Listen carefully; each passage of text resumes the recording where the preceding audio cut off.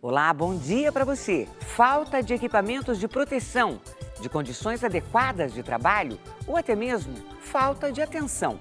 Esses são alguns dos motivos que provocam milhares de mortes no ambiente de trabalho e milhões de prejuízos aos cofres do INSS. Hoje, o Pronto Atendimento vai falar sobre Previdência Social.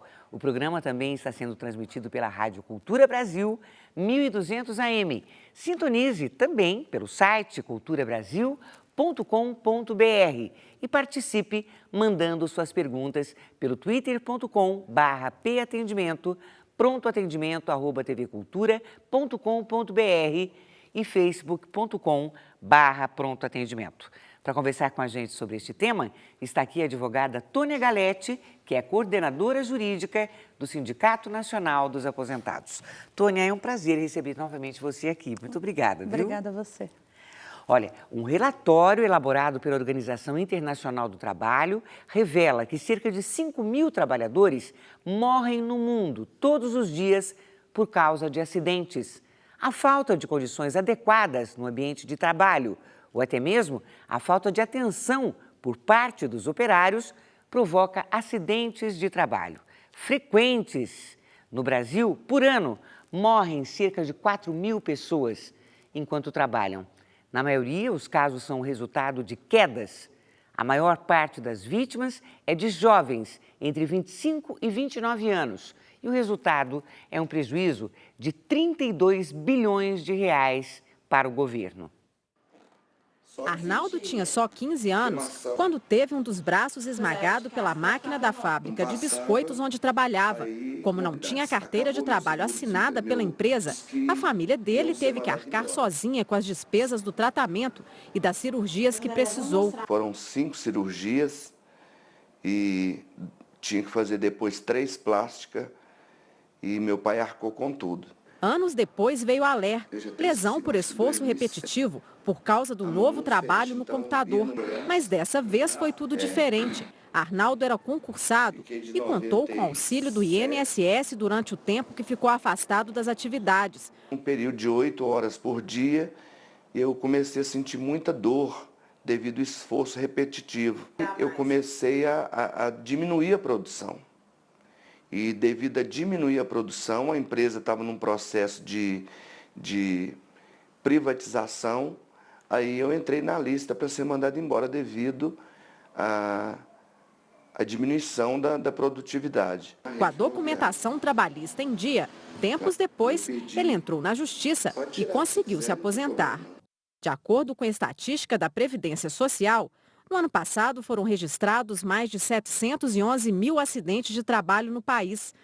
Segundo este médico do trabalho, cuidados simples podem evitar que esses números aumentem, como a realização de exames periódicos, treinamento adequado à função do trabalhador e o uso de equipamentos de segurança, os chamados EPIs. Não adianta pura e simplesmente trabalhar a coisa de maneira punitiva, mas sim preventiva, orientando, instruindo. Tônia, as empresas oferecem essa prevenção que a matéria mostra? Olha, hoje em dia, Madi, muito mais do que antes, né? Praticamente todas as empresas oferecem. O que falta mesmo é um processo de educação, tanto das empresas quanto dos funcionários, para o uso adequado dos equipamentos de proteção. A gente mesmo passa por muitas obras e nós vemos muitos trabalhadores com as luvas no bolso, com o capacete de proteção, às vezes também de pendurado no bolso ou no chão. Ah, não tem problema, não tem risco. Sobem no andame sem o cinto de segurança, pelo excesso de confiança que as pessoas normalmente têm.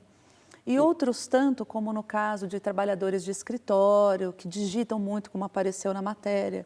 As pessoas sabem que precisam dar aquelas paradinhas, um intervalo a cada tempo, fazer os alongamentos, mas tanto a empresa quanto os funcionários levam em consideração, eu sou jovem, eu tenho força de trabalho, não tenho dor, não tenho nada, e deixam isso passar. Mas esse trabalhador que não usa o equipamento adequadamente, ele tem uma instrução, uma orientação de como deveria usar? Pois é, eu acho que é isso que falta, Madi. Na realidade, é esse trabalho de se criar uma cultura preventiva, né? Eu acho que isso falta no Brasil, de modo geral, em todas as áreas, um trabalho de prevenção e de educação, não só das empresas, como dos próprios funcionários e das pessoas que são afetadas por esses acidentes, né, que correm esses riscos. E é comum, Tônia, de repente acontecer como nesse personagem da reportagem, dele ficar afastado em função de algum acidente, ou mesmo por alguma doença, e ele voltar ao trabalho e ser demitido? Isso é o mais comum, infelizmente, no Brasil, porque as empresas, elas visam o lucro.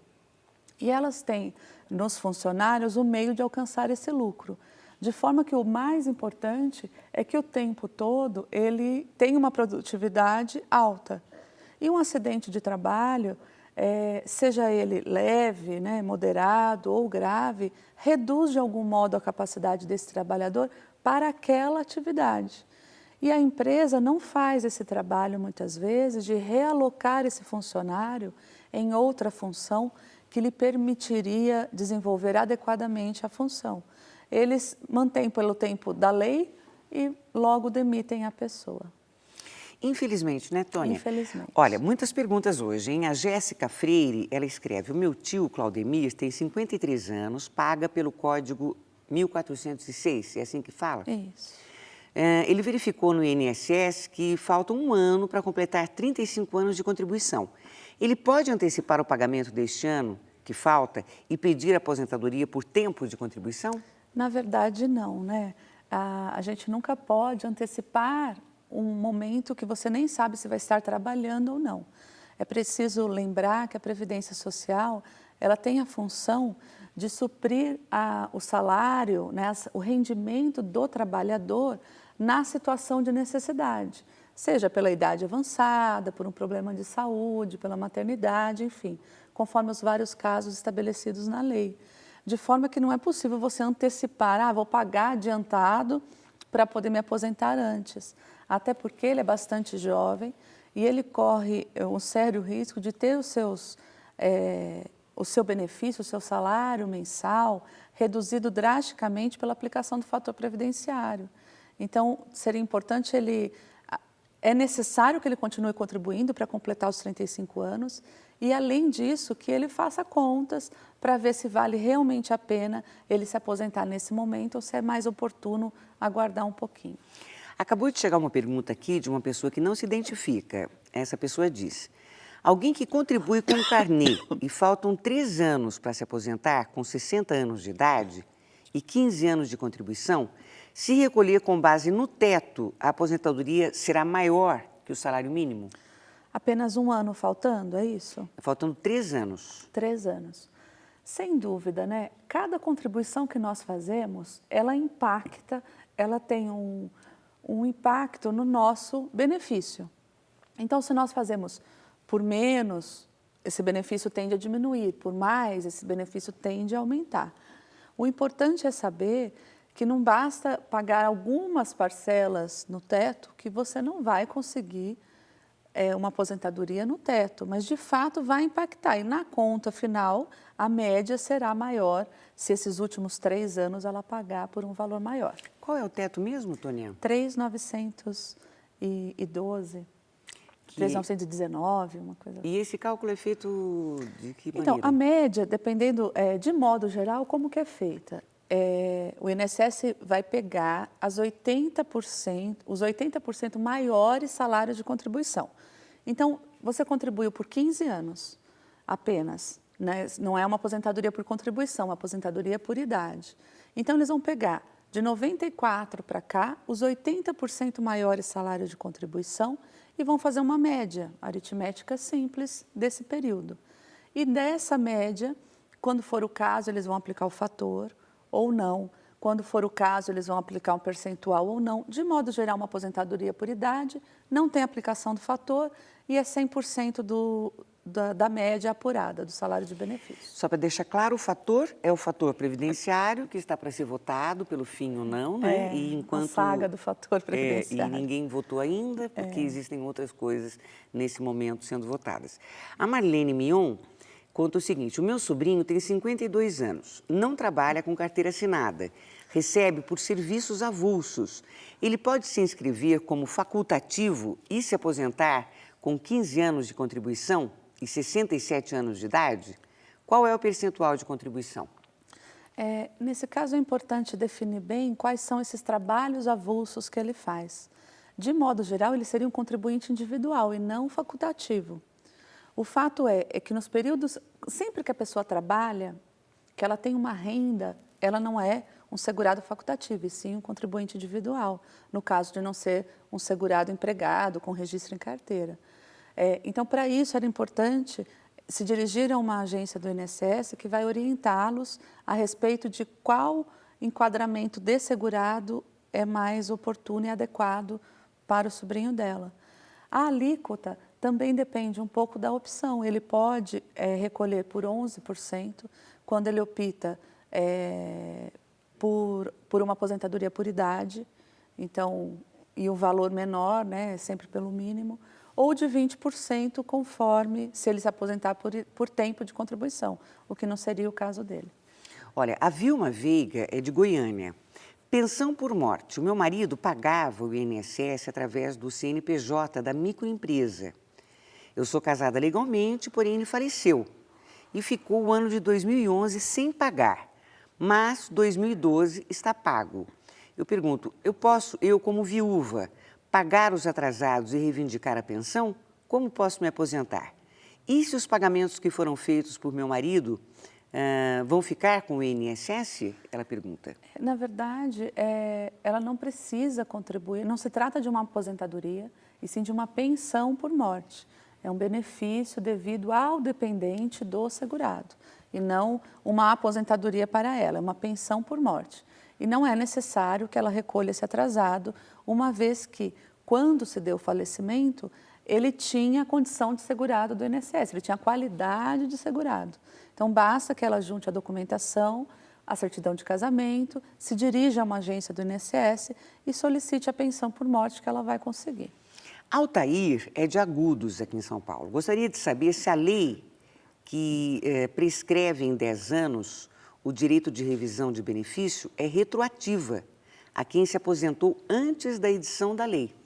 Ele conta que se aposentou em março de 97, a lei é de junho de 97. Em 2010, ele conta, fiz o pedido de revisão, que foi negado, alegando que o prazo já tinha prescrito. Essa é uma boa discussão, né?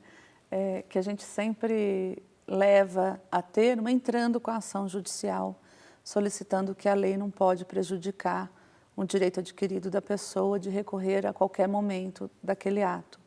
Mas o fato é que os tribunais têm entendido que a prescrição atinge a todos os benefícios, uma vez que impede a revisão deles após o determinado período, que no caso não seria a prescrição, mas sim a decadência, né? É isso que ele está falando, a decadência do direito de entrar com a ação e pedir uma revisão desse benefício.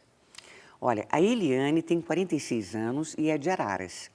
Faz 6 meses que eu estou afastada, passei na perícia, me deram mais 3 meses, estou com vários problemas de saúde. Ela conta pânico, depressão, etc. Eu tenho 46 anos e tomo várias medicações. Meu trabalho me deixou muito estressada e sei que quando voltar, vou piorar, porque foi lá, trabalhando lá, que eu cheguei nesse ponto. Já tenho uns 13 anos e meio de contribuição. Gostaria de saber se eu tenho direito a me aposentar por invalidez. Na verdade, de pronto, a gente não pode dizer que sim ou que não. Depende bastante dos laudos dos médicos, que vão atestar, de fato, a capacidade dela para o retorno ao trabalho ou não. Porque pode ser que ela não tenha capacidade de retornar a este trabalho, mas ela não tem a sua capacidade de trabalho diminuída. Ela pode trabalhar em outro lugar, em outra função. Então, isso depende de algumas outras circunstâncias. O importante no caso dela é juntar a documentação, ir ao médico, pegar os laudos e solicitar ao INSS a aposentadoria. E pode ser que os peritos do INSS concordem com os laudos que ela leve e que concedam aposentadoria por invalidez para ela. E pode ser que não. Ela sempre terá a opção de recorrer à justiça para conseguir a sua aposentadoria, sabendo-se que também na justiça depende de provas e depende do convencimento do juiz em relação ao caso dela. Por falar em aposentadoria por invalidez, vamos conferir uma informação sobre acidente de trabalho, que pode ser verdade ou apenas um mito.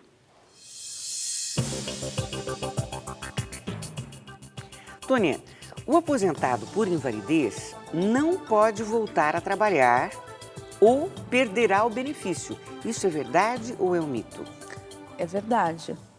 É verdade porque a aposentadoria por invalidez, ela não é um benefício definitivo, semelhante ao próprio auxílio-doença, auxílio-acidente, porque visa retirar o trabalhador daquela condição que o impossibilita de ter uma vida normal e saudável. Então, ele tem a sua capacidade de trabalho diminuída e ele consegue uma aposentadoria por invalidez. No momento em que ele retorna a trabalhar, pode ser até em outra atividade, ele prova que a capacidade de trabalho dele foi restabelecida, mesmo que seja para uma outra função, de onde a gente conclui que não se justifica a manutenção daquele benefício. É importante que as pessoas compreendam, né? Uma aposentadoria por invalidez, ela vem independente do tempo que você contribuiu. Você estando naquela necessidade, não tendo condições de saúde de trabalhar, você consegue o benefício. Só que talvez você não tenha contribuído todo o tempo. Então, o sistema prevê, de modo geral, atender aquela situação de necessidade. Não é complementar a sua renda, Sim. é atender aquela situação de necessidade. Então, se a pessoa tem condições de voltar ao trabalho, nada mais justo que esse benefício seja cancelado e ela retorne às suas atividades normais. Olha, a Rogéria é de São Paulo. O meu marido contribuiu durante 20 anos para a Previdência. Há 10 anos ele deixou de contribuir. Eu queria saber se, em caso dele vir a falecer, se eu tenho direito a receber pensão por morte. Então, o importante é que ele tenha a qualidade de segurado. Pode ser, no caso dele, dependendo da idade do marido, que ele já tenha direito a uma aposentadoria por idade. Uma vez que ele já contribuiu por 20 anos, se ele tiver 65, 15 anos de contribuição, ele já teria direito a uma aposentadoria por idade. Nesse caso, ela teria sim direito à pensão por morte. Agora, no caso de não ter sido implementadas as condições para a aposentadoria e ele não ter a qualidade de segurado, impede que ela venha receber a pensão. A Marina é de Araçatuba. Ela tem uma dúvida aqui, olha. A condição de segurado é perdida após 1 ano sem contribuir? Ela fala assim, pagando 4 meses, volto a ter a condição, se ficar 1 ano novamente, perco de novo? E se pagar 1 mês antes de fazer 1 ano, não perco? Enfim, ela fala, é porque eu estou com dificuldade financeira e faltam 2 anos para me aposentar por idade. Eu já tenho tempo de contribuição. O importante nesse caso seria ela contribuir pelo mínimo, pelo período que falta para ela se aposentar, uma vez que a contribuição é bastante baixa. O fato é que a pessoa perde a qualidade de segurado, mas em relação à aposentadoria, não, se ela já tem as condições de tempo, não precisa ter a qualidade de segurado para requerer a aposentadoria. Então, ela pode, se ela já tem os 15 anos de contribuição, faltam 3 para completar 60 anos, não tem problema que ela não contribua esse período. Quando fizer 60, ela vai requerer. O fato é que o benefício pode ser um pouco menor, uma vez que sempre se usa os maiores salários de contribuição. E esses valores são sempre atualizados.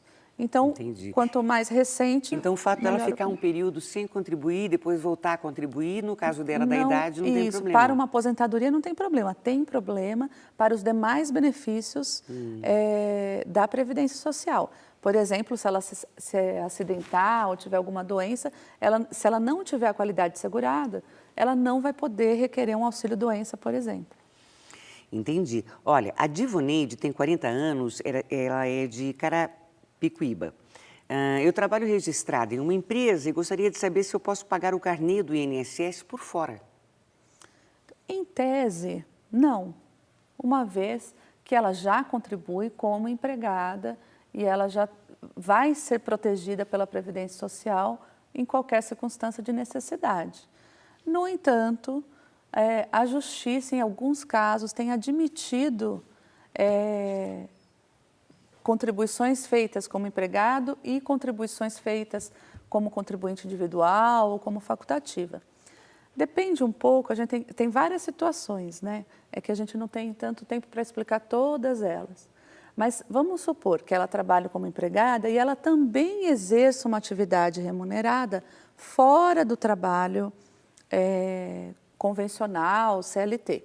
Aí ela tem a obrigação de recolher a diferença até o limite do teto, porque ela exerce uma atividade remunerada. Mas a impressão que deu na pergunta dela é que ela apenas quer complementar os valores. E aí, nesse caso, a rigor, não pode.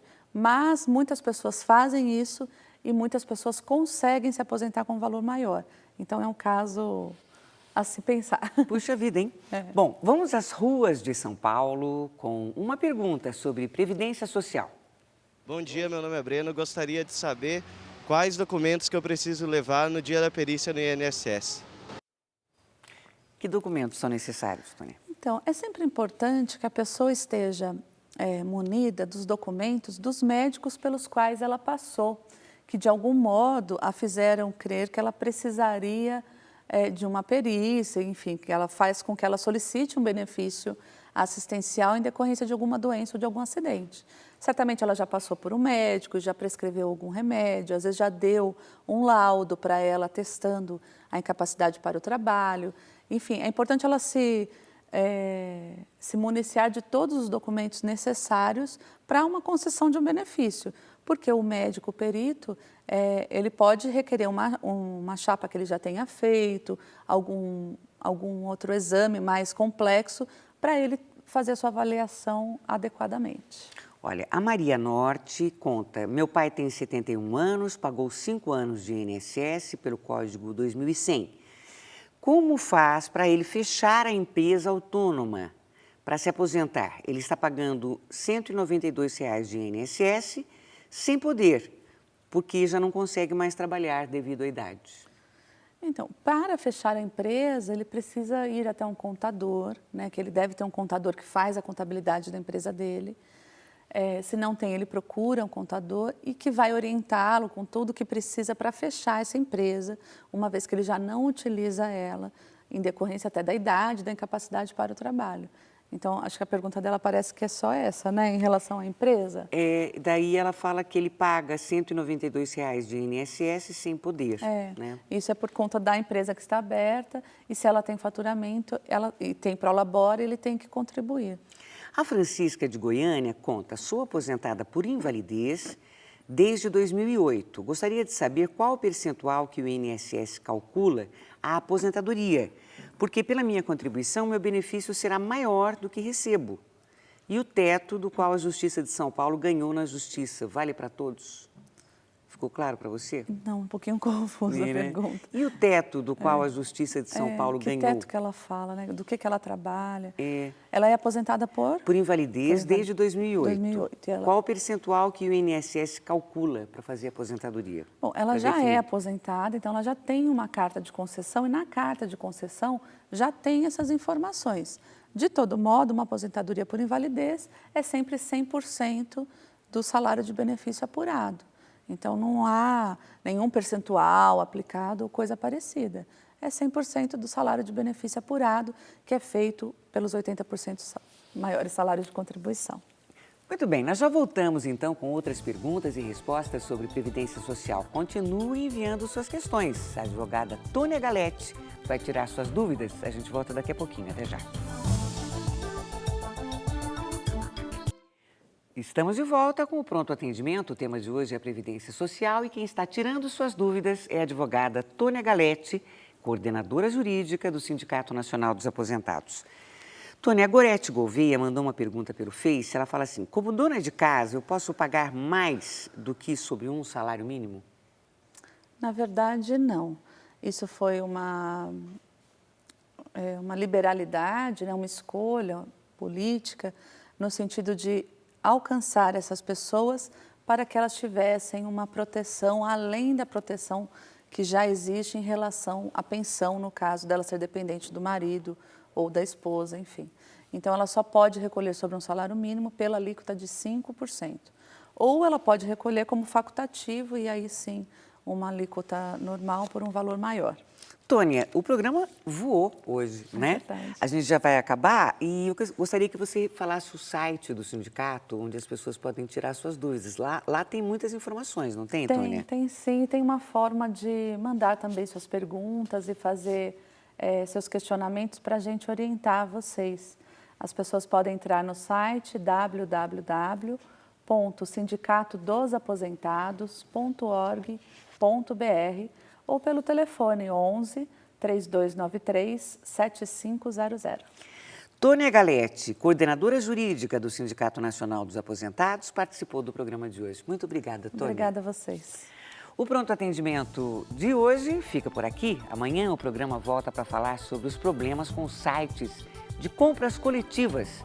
O nosso tema será Direito do Consumidor. Um bom dia para você.